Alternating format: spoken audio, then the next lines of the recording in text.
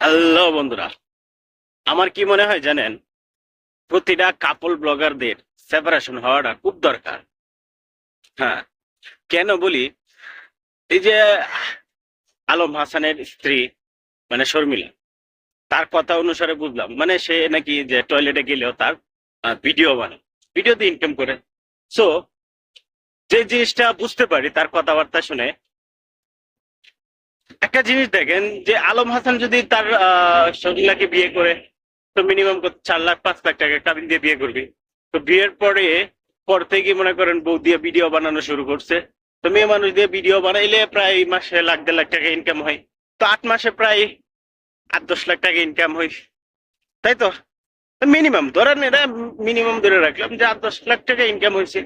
সেই 8-10 মাস পরে যখন সেই বউকে আবার তালাক দিয়ে দেয়, তখন তার ফায়দাটা কি?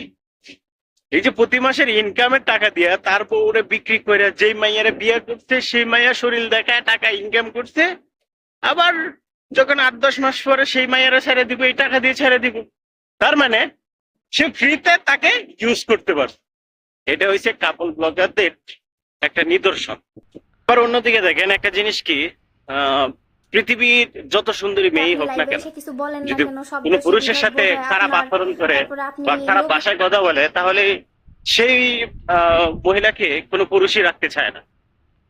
আর যখন এই আলম হাসান যখন ভিডিও করতে, তখন সেটা আমরা বুঝতে পারি টুকটাক। আমিও দেখছি, হ্যাঁ, এদের কাপল ব্লগদের ভিডিও মোটামুটি আমিও দেখছি অনেকগুলি। তা আলম হাসান কিন্তু কয়েকটা কথা বলছে যে এই মেয়ে হচ্ছে লুবি, মানে পরকীয়ার নারী। তো পরকীয়া নারী লুবি কেন বলছে দেখেন। আহ আলম হাসান এটাও কিন্তু প্রমাণ করতে চাইছে যে তার বউ নাকি পেজ খোলার জন্য তারে নিয়ে মানে গবেষণা করতেছে, তারে তার পেস্টিজ নষ্ট করতেছে। তো এই জিনিসটার একটা ছোট্ট একটা প্রমাণ দেখেন। সে নতুন করে পেজও খুলছে, মাত্র 21 মার্চে মনে হয়। তো 2-1 দিনের ভিতরে প্রায় 5-6 হাজার ফলোয়ারের মতো হয়ে যাইতেছে। তো এই জিনিসটা একটু বোঝার দরকার আছে যে এই মহিলাটা কতটা নিকৃষ্ট।